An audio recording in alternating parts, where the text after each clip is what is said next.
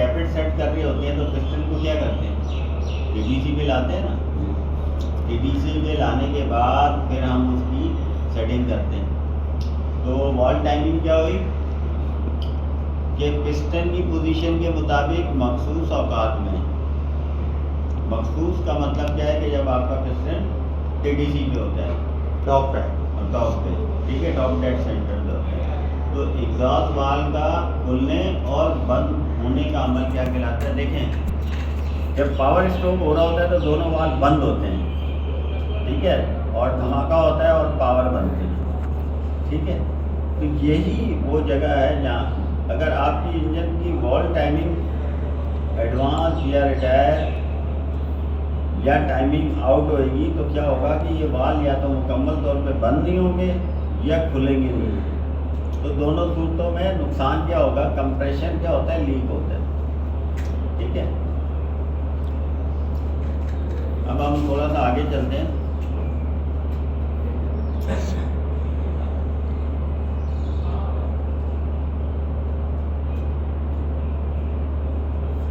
अच्छा, timing chain क्या होती है। टाइमिंग चेन आपको पता है कि बाद का चेन है, किसी इंजनों में देखा है चेन है, किसी में बेल्ट भी है। तो इसमें क्या होता है कि इसको एक ही दफ़ा सेट कर देते हैं, फिर ये टाइमिंग बेल्ट जो है या चेन, फिर इसको बार बार इसकी सेटिंग की ज़रूरत नहीं पड़ती। हमने केम और क्रैंक की पोजीशनें मिला के और बॉल को एडजस्ट कर देते हैं, तो ये फिर हर दफ़ा इसकी ज़रूरत नहीं पड़ती, ठीक है। यानी कि 1/6 पे लेके आओगे, सारी चीज़ें अपनी जगह पे लेके आओगे तो आपकी टाइमिंग अपनी जगह पे आ जाएगी, सही है। ऑयल सील का क्या काम होता है इंजन के अंदर, ऑयल की लीकेज को रोकने का काम होता है। अच्छा, उसके बाद फ्लाई व्हील किसका बना होता है, स्टील का बना होता है, ठीक है। और इसमें जो पावर होती है, फ्लाई व्हील के अंदर जो पावर होती है या फ्लाई व्हील से जो पावर ट्रांसमिशन में मुंतकिल होती है, उसको क्या कहते हैं, उस पावर का नाम क्या है, ब्रेक हॉर्स पावर। क्या है, ब्रेक हॉर्स पावर। यानी कि देखें, इंजन ने ताकत पैदा की, फ्लाई व्हील के अंदर डाल दी,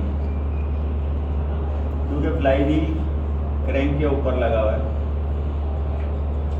ठीक है। और इससे जो ताकत शिफ्ट हुई गियर बक्से में, गियर बक्से से शाफ्ट में, शाफ्ट से हिस्से में या डिफरेंशियल में, और उससे क्या होता है, गाड़ी वर्क करती है,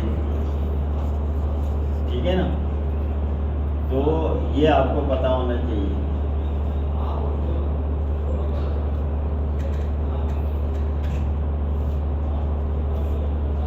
इंजन माउंटिंग क्या होते हैं, दो आगे होते हैं, दो पीछे होते हैं, उसमें बोल्ट लगे होते हैं, उसको हम टाइट करते हैं तो इंजन हमारा चेसिस के ऊपर फुल टाइट हो जाता है, ठीक है। इंजन माउंटिंग ब्रैकेट वो कहलाते हैं।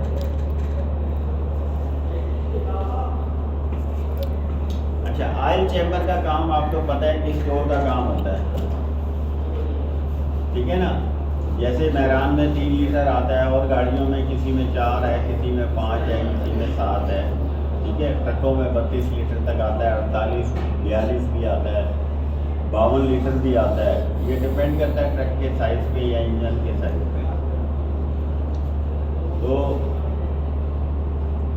अब जब ऑयल को ऊपर चढ़ाना होता है चैम्बर में से, तो आपने देखा ऊपर एक पतली सी जाली लगी होती है, ऑयल स्क्रीन जिसको हम कहते हैं, वहाँ से या ऑयल उठा के ब्लॉक के अंदर देता है, ब्लॉक के अंदर से घूमते हुए ये हेड पे पहुँचता है, हेड से निकल के फिर ये रॉकर पे पहुँच जाता है, रॉकर के बाद ये वापस नीचे जाके गिरता है, कहाँ पे, चैम्बर में, ठीक है।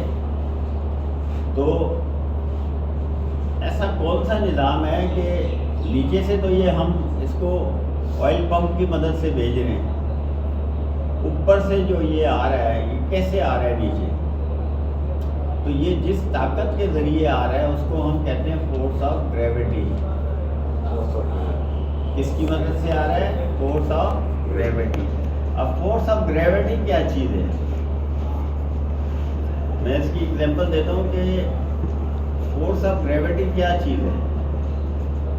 फोर्स ऑफ ग्रेविटी ये है कि देखिए, एक चीज़ नीचे से ऊपर जा रही है पंप की मदद से, ऑयल पंप की मदद से हेड तक ऑयल जा रहा है, ठीक है, और फिर वो वापस नीचे गिर रहा है। अब वापस किस कानून के तहत, किस लॉ के तहत गिर रहा है, उसको हम कहते हैं फोर्स ऑफ ग्रेविटी। क्या? Force of gravity. उसकी मिसाल ऐसे देता हूँ, जैसे मैं दीवार पे सामने वाली पे गेंद मारूंगा तो वापस मेरी तरफ आएगी, चाहे वो हार्ड बॉल हो चाहे वो टेनिस बॉल हो। मैं उस गेंद को ज़मीन पे मारूंगा तो वापस ऊपर की तरफ आएगी, ठीक है ना। तो ये जो गेंद का ऊपर की तरफ वापस आना, दीवार से टकरा के वापस आना, फोर्स ऑफ ग्रेविटी की वजह से होता है, ठीक है। तो तुमने लिखा कहाँ है? ये लिखा हुआ नहीं होगा, आप इसकी तस्वीरें ले लो।